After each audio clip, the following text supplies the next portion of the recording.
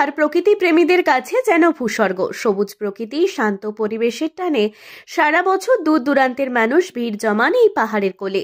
সবুজ প্রকৃতির মাঝে দুদিনের বিশেষ কর্মশালার জন্য শুশুনিয়া পাহাড়কে বেছে নিল বাঁকুড়ার ছবি আঁকার সংগঠন আটচালা। 20 জন অঙ্কন শিল্পীকে নিয়ে হয় জল রঙের এই কর্মশালা। শুশুনিয়া পাহাড় সংলগ্ন এলাকায় ঘুরে ঘুরে বিভিন্ন জায়গায় প্রকৃতির ছবি আঁকেন শিল্পীরা। কর্মশালার প্রথম দিন স্টিল লাইফ এবং দ্বিতীয় দিন আউটডোর স্টাডির ওপর ছবি আঁকেন শিল্পীরা।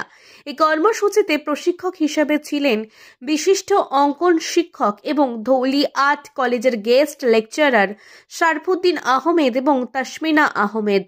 বাঁকুড়া আটচালার সম্পাদক শরীদ সাগর মহান্তি বলেন, বাঁকুড়া শিল্প প্রসিদ্ধ জায়গা। রামকিঙ্কর বেইজ, যামিনী রায়ের মতো স্বনামধন্য চিত্রশিল্পীদের পীঠস্থান।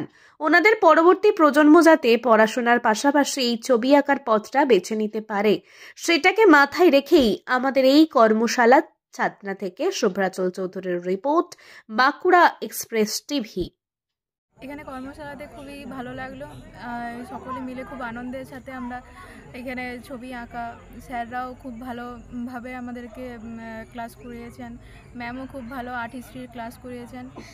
এরপর এই প্রকৃতি এত সুন্দর শোভাতে আমাদের খুব ভালো লাগলো ছবি এঁকে। এই ধরনের তো কর্মশালা হয় না বিশেষ করে। হ্যাঁ, এই ধরনের কর্মশালা হয় না। আমাদের স্যারদের উদ্যোগে এই কর্মশালা শুরু হয়েছে।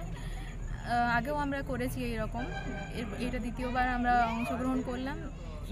এটা আমাদের খুব ভালো লাগলো। আর সকলকে আরও আগ্রহের সাথে বলবো যে এই কর্মশালায় যোগ দিতে। সেটা কি দুদিন ব্যাপী হয়েছে? হ্যাঁ, এটা 2 দিন ব্যাপী কর্মশালা হয়েছে। কি নাম? আমার নাম শ্বেতা দাস।